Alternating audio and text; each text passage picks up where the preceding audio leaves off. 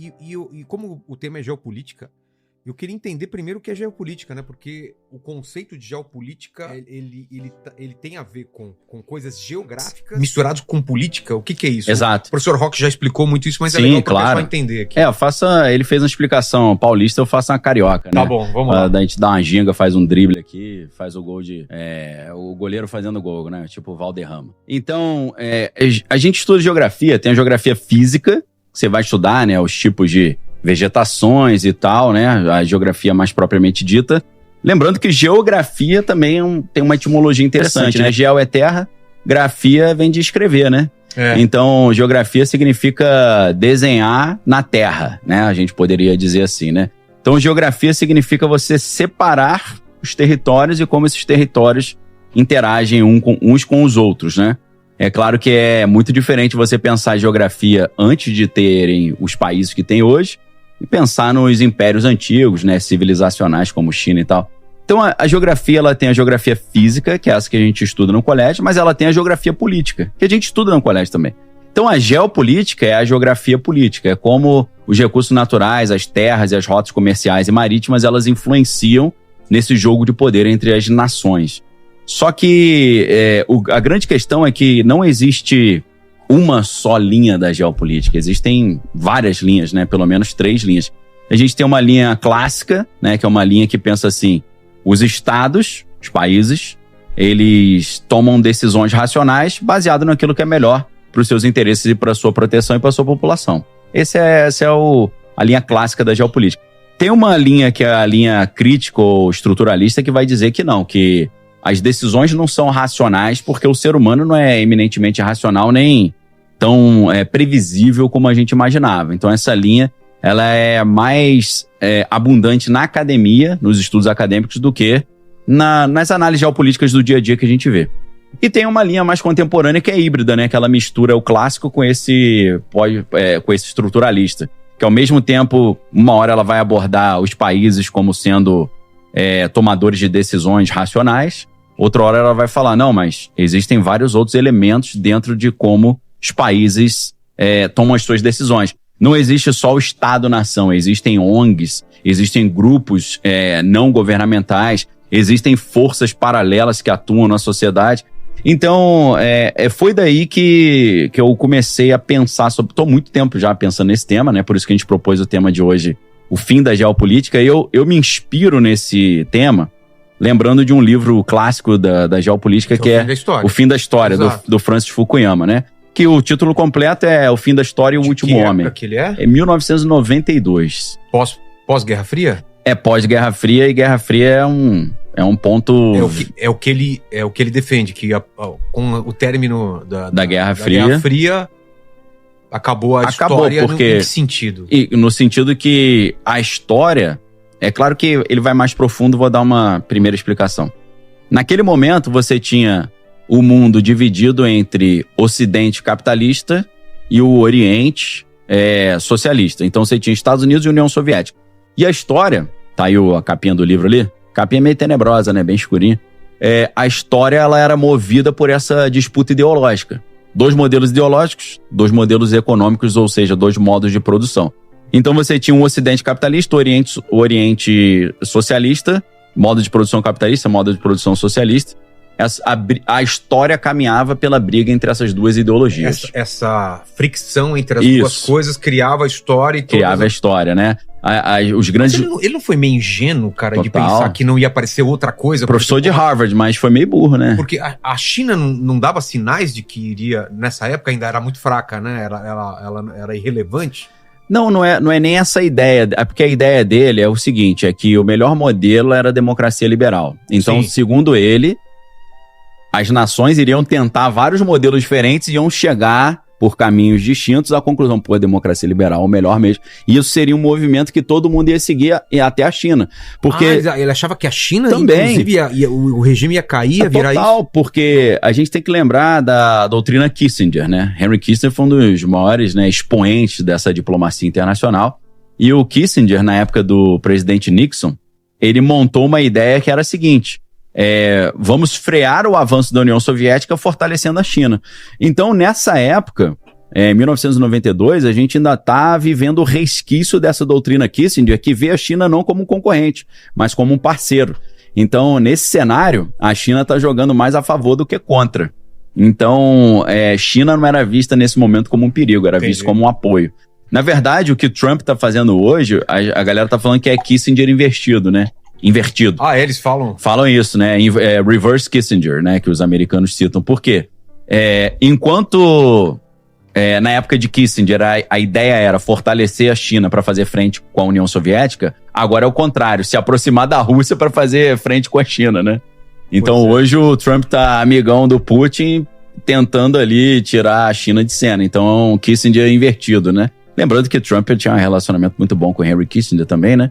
Então, a ideia do fim da geopolítica, é claro que eu me inspiro aí no fim da história do Fukuyama, e você, pra mim, foi certeiro. Ele foi até meio burro, né? Porque falou uns negócios... É ingênuo, né? Meio... achar que a história, ela vai se transformando e pode ter...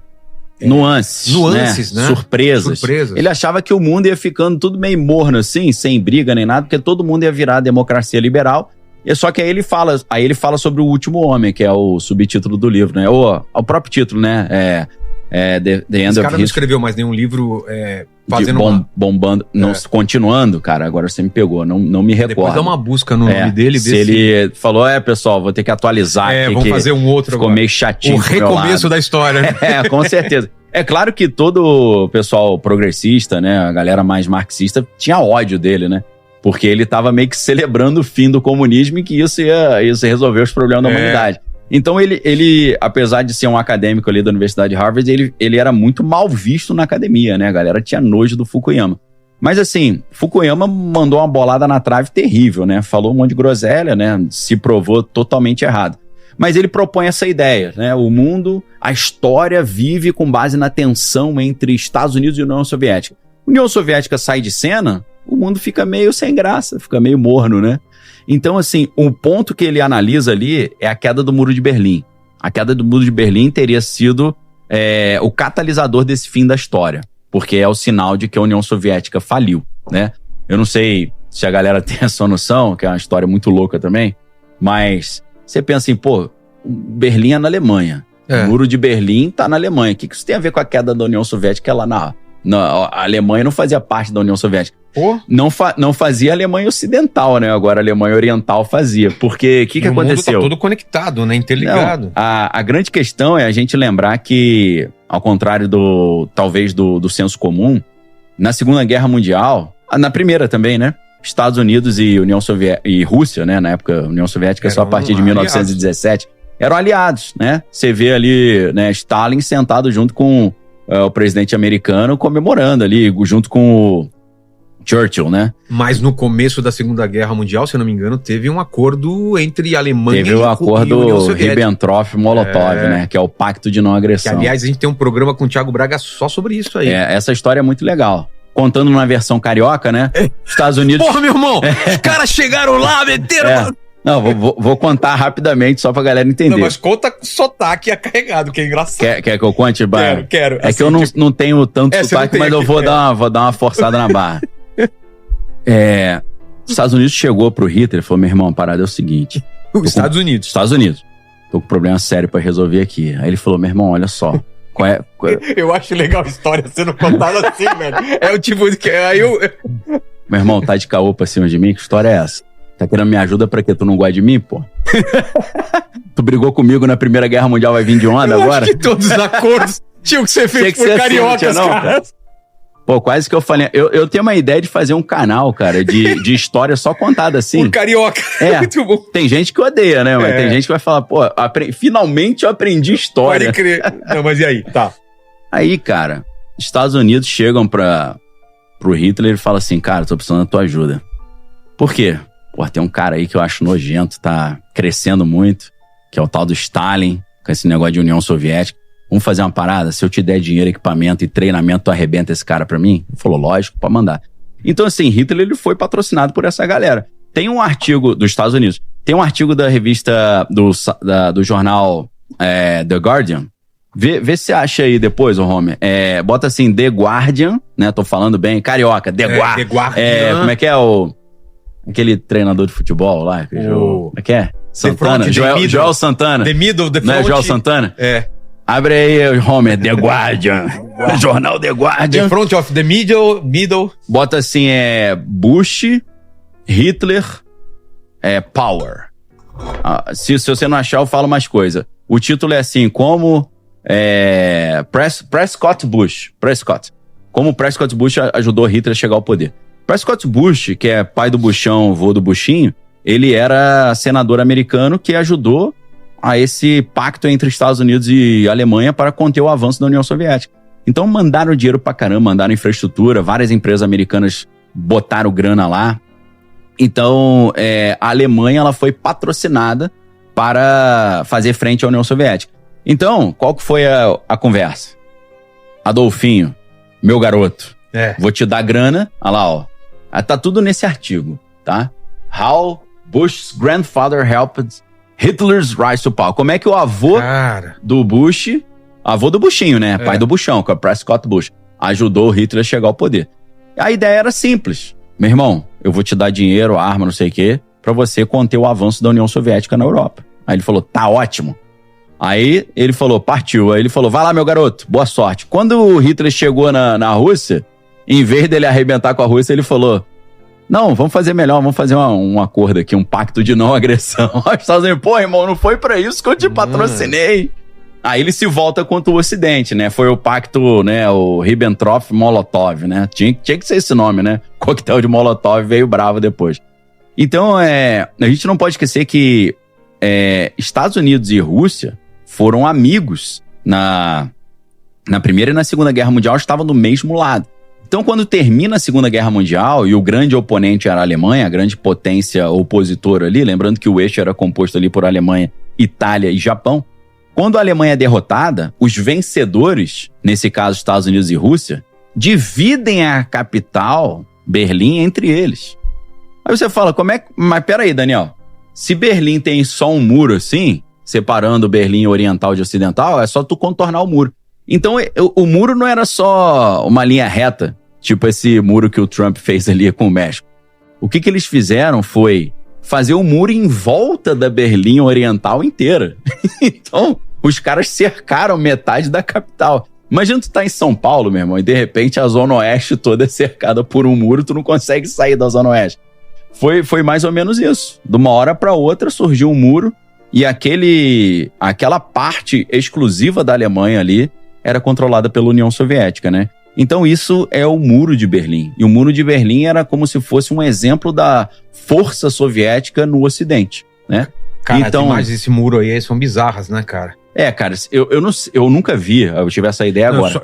Uma imagem de cima. Porque o muro, ele não é um muro reto, ele contornava. Ele fecha uma metade da cidade de Berlim. Então, o que acontece? Quando esse muro cai, não apenas o pessoal fala, realmente acho que faliu a União Soviética, mas a galera vê também a xepa que era a vida ali dentro, né? Olha lá, ó, a divisão, né? A parte britânica, a parte francesa, parte americana e a parte soviética, né? Então o muro tava ali, ó, naquela região ali, né? E então o Muro de Berlim, ele foi o exemplo, assim, inexcusável da falência da União Soviética. E isso, segundo Fukuyama, acabou com a história, né? Porque ele falou, se a história era comandada pela briga e a tensão entre Estados Unidos e União Soviética, você não tem mais União Soviética, você não tem mais história, não tem mais o que acontecer. É claro que a gente está fazendo um resumo aqui meio sapeca aqui, né? Que o livro não é apenas isso, é mais uma ideia de que todas as nações caminhariam em direção à democracia liberal e iam concluir que essa era a melhor opção, só que aí o mundo ia ficar muito monótono, ia ficar muito chato, por isso que ele fala que é o último homem, né? Que o cara fala, mas agora não acontece mais nada, não tem mais briga, né? Xinga minha mãe aí, pelo menos, pra eu te dar uns cascudos. Então, o que acontece? Na minha tese, que eu tô trazendo aqui hoje do fim da geopolítica, o fato de que é o catalisador, se para Fukuyama o fim da história é caracterizado pela queda do Muro de Berlim, o fim da geopolítica é caracterizado pelo caso de Jeffrey Epstein. E aí eu vou explicar por quê. O caso de Jeffrey Epstein, ele nos... Olha lá, Vilela, a imagenzinha do... Tinha até uns grafite maneiros, né? Do lado ocidental, né? No lado oriental, duvido que pudesse ter grafite.